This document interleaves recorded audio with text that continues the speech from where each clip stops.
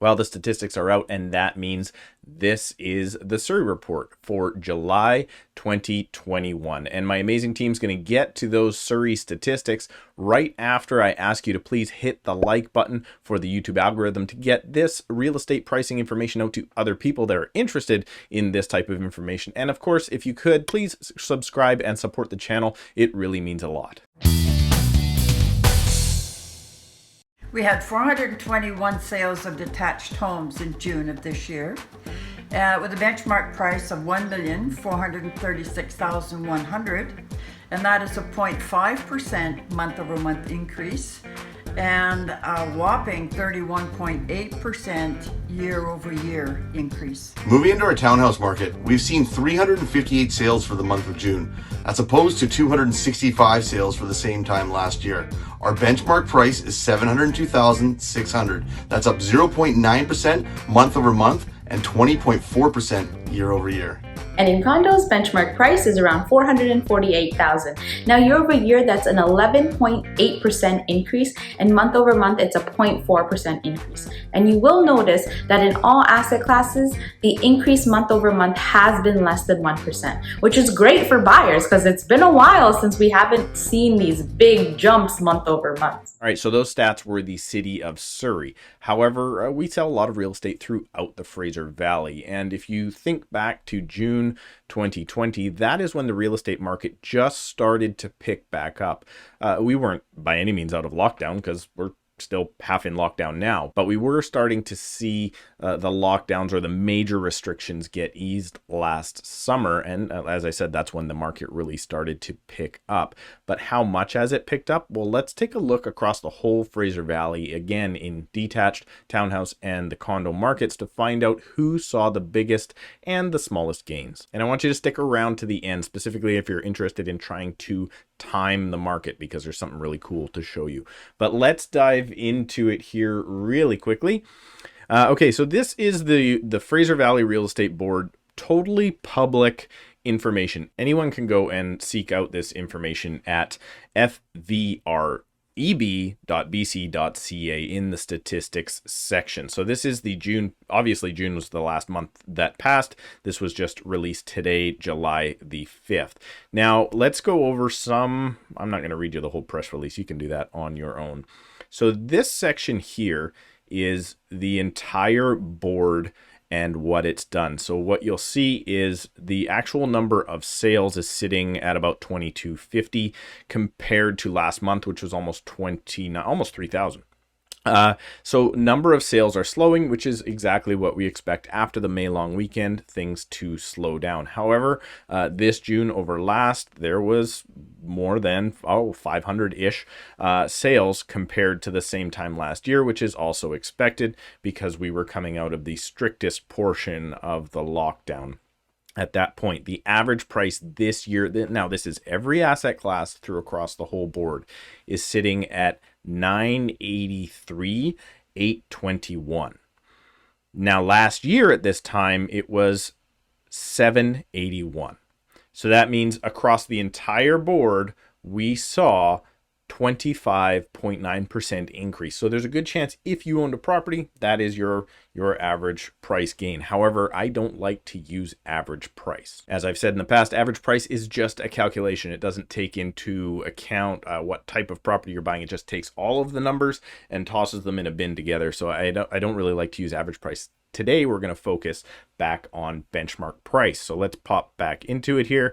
Okay, so these are now all of the areas combined, and then we get into detached. So all of the areas combined, the benchmark price is now sitting in detached at 1.324. That's up 33%. And I will point out here also that the average price is actually only up 26%. So again, we're not going to focus on that average price, but I want to get into who the big winners were in detached. And I don't think this should shock anyone. If you look down, it doesn't take you past, you just got to go to the first city, which is Abbotsford, to find out that Abbotsford is up 38.8% in detached. And I mean, no one here is shocked by this. the outflux that we saw from the city center in lockdown going out to the valley, which on a side note, I think is going to reverse now that we're opening up. So many clients I'm speaking to are going back to the office effective this week. You're going to start to see this trend, I believe, reverse. However, out in the valley, our furthest city saw the greatest growth at 38.8%. So a lot of these people were living in townhomes in either our marketplace of Surrey or even in Burnaby, and going out and getting a lot more for their money way out in the valley. But who is the biggest loser? Well, I guess, as I said, there's no losers. Who saw the least amount of growth? Well, we're going to have to scroll all the way down until we see White Rock. Now, White Rock, it's comical that we're saying this is the least amount of growth. They went from 1.336 now up to 1.731, and they saw 29.6% increase in the benchmark price, specifically in the detached class. So everybody definitely saw massive increases. It's funny to think that we would see 40% increase in any market, but we saw almost 40% in Abbotsford. And then I guess it's not that surprising that the smallest growth in percentage was actually the highest price market, which is South Surrey White Rock. Now let's slide over into the townhouse market. Now, again, the average townhouse rose across the entire Fraser Valley from 559 to 678. So really, we're seeing a 21% increase across the entire townhouse market. Again, we don't have to go far. The trend in townhouses, or the trend in detached, continued into the trend in townhouses, and Abbotsford actually saw the highest gain at 26.3%. So if you were buying a townhouse in Abbotsford a year ago, you likely could have got a townhouse for $456,000, and currently we're sitting with the record low interest rates at almost $576,000 for a townhouse. But where's the now most affordable place, percentage-wise or gain-wise? Well, let's keep scrolling all the way down here, because believe it or not, I was actually shocked by this. I thought it would not have been, but it is. Let me find it here. North Surrey. North Surrey townhomes only increased 13.8%. North Surrey doesn't necessarily have the same amount of townhomes that some other areas do, but realistically, it's probably due to their age. North Surrey, the townhomes that they do have are a lot older and not necessarily as nice and new as some of the other areas like Cloverdale and South Surrey. So you could have bought a townhouse, the benchmark price for $568 last year, exactly 1 year ago, and now we're looking at $646. Now, that being said, 13.8% increase in a year is actually a very, very good increase. But compared to the rest of the market, well, not necessarily. Now, let's pop over into the condos. I'm going to pop right back up to the top here again. The overall market for apartments rose 13.4%. Now, I found that number surprisingly low. I thought it was actually going to be a much higher number than that, but it's not. So you could have bought a benchmark price condo last year. And again, this is the whole Fraser Valley, so it doesn't narrow it down into a city. But for $435,000, you could have bought a condo, and now that same condo would be $493,500. And it's funny that those numbers are there, because that's actually very similar to the numbers that we're selling for right now in Surrey. But let's go out and now look at who had the biggest gains and the least gains. Now, believe it or not, and again, I was shocked. I thought this number was actually going to be Cloverdale, and it is not. Langley led the way, going from $398,000 to $470,000, being an 18% increase. And kind of saving the best for last, or the worst for last, the lowest gain in condos, believe it or not, look at this number. North Delta at 2.8% increase. Almost nothing. but don't be alarmed. North Delta has a very, very small sample set of condos. There's a few buildings. There's not that many buildings whatsoever. So it's not crazy to think that you wouldn't see these crazy ups and downs, because you don't really have that much product to determine what that value is like. So it's much harder to see that number come to fruition. And a lot of the condos that are available in North Delta are actually pre-construction. So they haven't yet shown and hit the system, and pre-construction generally does not hit the MLS system. Most of it is actually off of the MLS, sold directly to buyers from developers. So that's another thing to consider. I don't think at 2.8% that's really representative of exactly what the market's done.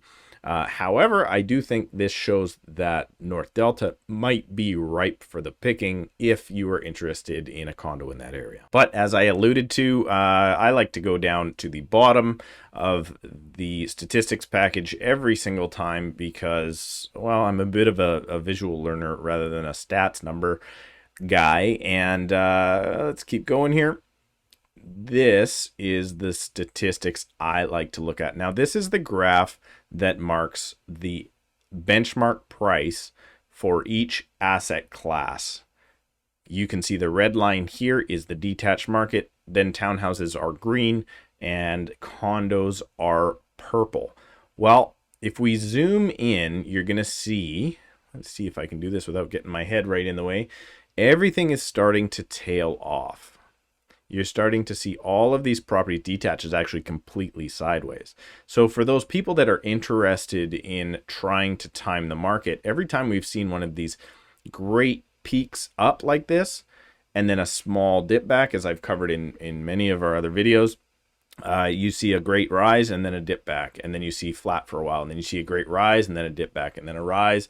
Anyway, you get the point. We've seen all these rises, and now you're starting to see a dip back. However, let's keep going here because you're going to want to see the average price for residential detached in all of the Fraser Valley.